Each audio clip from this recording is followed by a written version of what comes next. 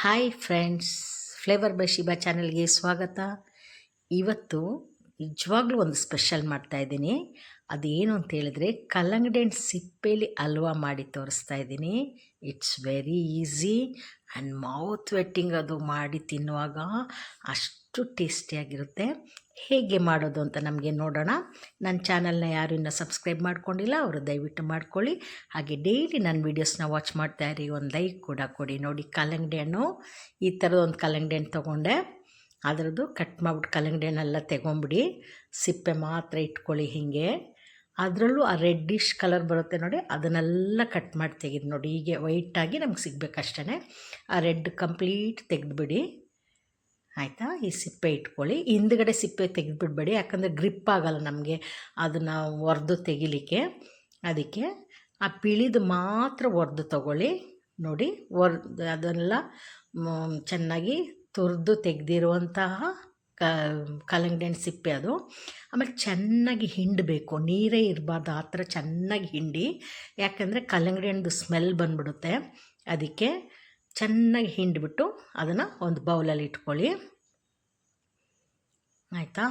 ಯಾರಿಗೂ ಗೊತ್ತಾಗಲ್ಲ ಇದೇನು ಹಲ್ವಾ ಮಾಡಿರೋದು ಅಂಥೇಳಿ, ಅಷ್ಟು ವ್ಯತ್ಯಾಸವಾಗಿ ರುಚಿಯಾಗಿರುತ್ತೆ. ಈಗ ಒಂದು ಬಾಣಲೆ ಇಡಿ, 2 ಸ್ಪೂನ್ ತುಪ್ಪ ಹಾಕ್ತಾಯಿದ್ದೀನಿ. 2 ಟೇಬಲ್ ಸ್ಪೂನ್ ತುಪ್ಪ ಹಾಕ್ಬಿಟ್ಟು ಗೋಡಂಬಿ ದ್ರಾಕ್ಷಿನ ಹುರಿದ್ಬಿಟ್ಟು ತೆಗೆದಿಟ್ಕೊಳ್ಳೋಣ. ನಮಗೆ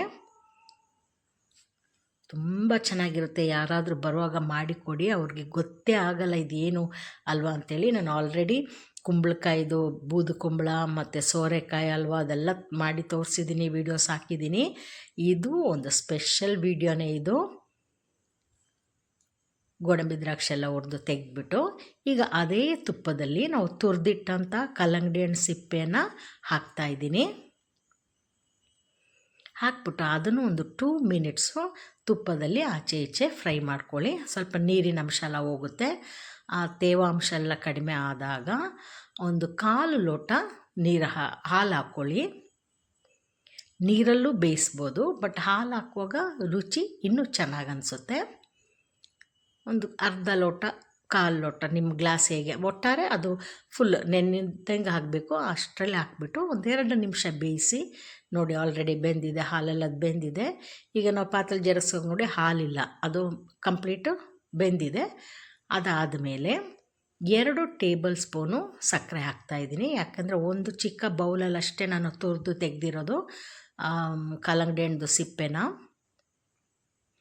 2 ಟೇಬಲ್ ಸ್ಪೂನು ಸಕ್ಕರೆ ಹಾಕಿಬಿಟ್ಟು ಅದು ಕರಗಿದ ಮೇಲೆ ನೋಡಿ ಕಲರ್ ಚೇಂಜ್ ಆಗ್ತದೆ.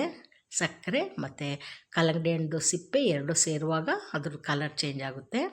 ಈ ಟೈಮಲ್ಲಿ ಸ್ವಲ್ಪ ಏಲಕ್ಕಿ ಪೌಡರ್ ಹಾಕ್ಕೊಳ್ಳಿ. ಆಮೇಲೆ ನಿಮಗೆ ಅವಶ್ಯಕತೆ ಇದ್ದರೆ ಕಲರ್ ಹಾಕ್ಕೊಳ್ಳಿ, ಫುಡ್ ಕಲರ್ ಹಾಕ್ಕೊಳ್ಳಿ, ಆಪ್ಷನ್ ಅದು. ಬೇಕಿದ್ದರೆ ಹಾಕ್ಕೊಳ್ಬೋದು, ಇಲ್ಲಾಂದರೆ ಈ ಕಲರೇ ಇರುತ್ತೆ.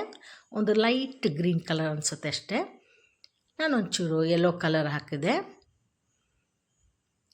ಆಮೇಲೆ ಒಂದು ಚಿಟಿಕೆ ಉಪ್ಪು ಹಾಕ್ಕೊಳ್ಳಿ. ಯಾವುದೇ ಸ್ವೀಟ್ ಮಾಡುವಾಗ ಅದಕ್ಕೆ ಒಂದು ಚೂರು ಉಪ್ಪು ಹಾಕಿದ್ರೆ ಅದರ ರುಚಿನೇ ಬೇರೆ ಆಗಿರುತ್ತೆ.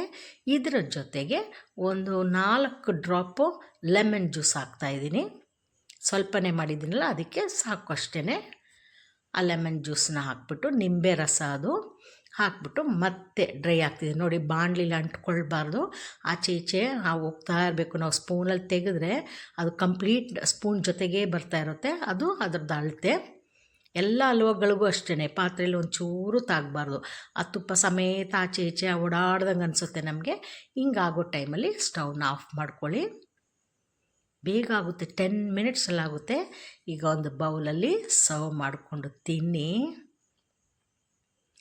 ಆಮೇಲೆ ನೀವೇ ಹೇಳ್ತೀರಾ ಇದು ಯಾವ ಹಲ್ವಾ ಅಂತಲೇ ಗೊತ್ತಾಗಲಿಲ್ವಲ್ಲ ಅಂಥೇಳಿ. ಅಷ್ಟು ರುಚಿಯಾಗಿ ಎಕ್ಸಲೆಂಟ್ ಆಗಿರುತ್ತೆ. ನೀವು ಖಂಡಿತ ಇದನ್ನು ಟ್ರೈ ಮಾಡಿಬಿಟ್ಟು ಇದು ಹೇಗಿತ್ತು ಅಂತ ನನಗೆ ಹೇಳಬೇಕು.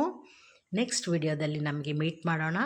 ಅಲ್ಲಿವರೆಗೂ take care, bye, thank you.